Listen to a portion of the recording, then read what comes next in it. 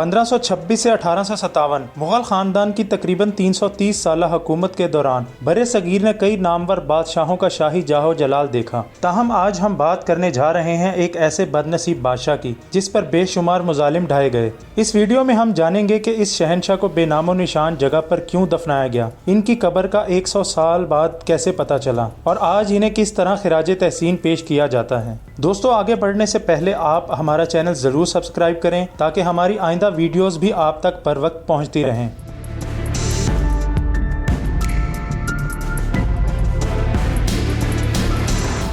Viewers, हम जिक्र कर रहे हैं इस खित्ते के सूफी बुजुर्ग, उम्दा उर्दू शायर और तारीख के एक रवादार बादशाह बहादुर शाह जफ़र की, जो 1837 में तख्ते नशीन हुए और 20 साल यानी 1857 की जंग आज़ादी तक इस पर बराजमा रहे। 1837 में जब बहादुर शाह जफ़र ने इक़्तिदार संभाला तो इस वक्त अजीम मुगलिया सल्तनत सुकड़कर दिल्ली के गिरदोनवा तक महदूद हो चुकी थी, लेकिन इसके बावजूद वो हमेशा अपनी रियाया के लिए शहनशाह ही रहे। ये बात दुरुस्त है कि बहादुर शाह जफ़र के पास वो सल्तनत नहीं रही थी जो इनके वालिद अकबर आज़म या औरंगज़ेब आलमगीर के पास थी, लेकिन इसमें भी कोई शक नहीं कि 1857 की जंग आज़ादी में इनकी पुकार पर हिंदुस्तान के तोलो अर्ज से लोग अंग्रेज़ों के खिलाफ उठ खड़े हुए थे। बतौर बादशाह बहादुर शाह जफ़र के पास अपना कोई लश्कर नहीं था, लेकिन वो जंग आज़ादी के दौरान अलामती रहनुमा के रूप में सामने आए, जिनके पीछे हिंदू और मुसलमान दोनों खड़े थे। हज़ारों मुसलमानों और हिंदू सिपाहियों ने इनकी शहनशाही बहाल करने के लिए अपनी जानें तक कुर्बान कर दी। इस जंग में शिकस्त के बाद मुग़ल शहनशाह पर गद्दारी का मुकदमा चलाया गया और इन्हें कैद करके बर्मा जलावतन कर दिया गया, जहां उन्होंने अपनी जिंदगी के बाकी दिन इंतहाई कसम पुरसी की हालत में गुजारे। 7 नवंबर 1862 को बहादुर शाह जफ़र ने म्यांमार के शहर रंगून, जिसे आजकल यंगून कहा जाता है, के एक खस्ता मकान में दम तोड़ा। तो इस वक्त इनके पास खानदान के चंद गिने चुने लोगों के सिवा कोई मौजूद नहीं था।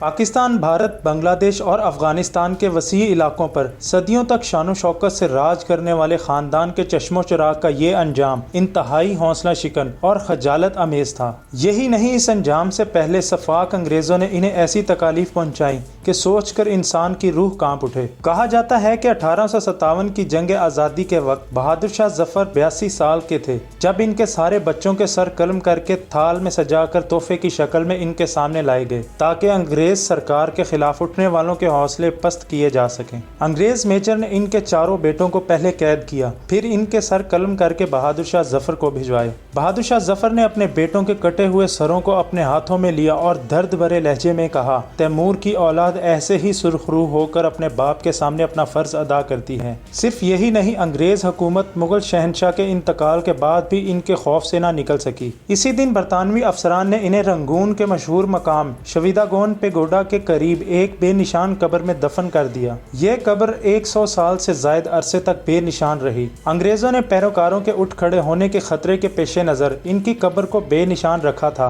ताकि किसी को पता ना चल सके कि बहादुर शाह जफ़र की कब्र कौन सी है या वो कहाँ दफन है। हत्ता कि इनके मरने की खबर को भी 2 हफ्ते बाद हिंदुस्तान पहुंचाया गया, लेकिन रंगून के वासियों को ये मालूम था कि आखिरी मुगल शहनशाह इनके शहर में वाक़या छावनी के अंदर कहीं ना कहीं दफन है, लेकिन दुरुस्त जगह का किसी को इल्म ना था।